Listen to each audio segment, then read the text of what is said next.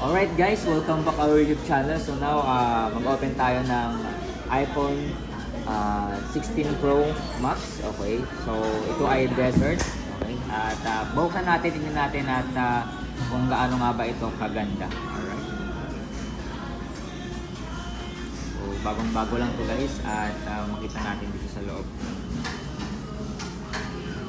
Ayos at maganda pa siya. Alright. So now, tingnan natin kung ayun.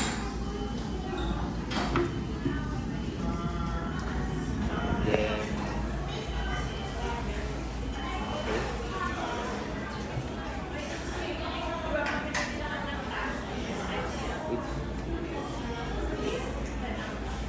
tingnan natin dito sa loob. So, ibig sabihin, type C na siya. Ano siya yung pan?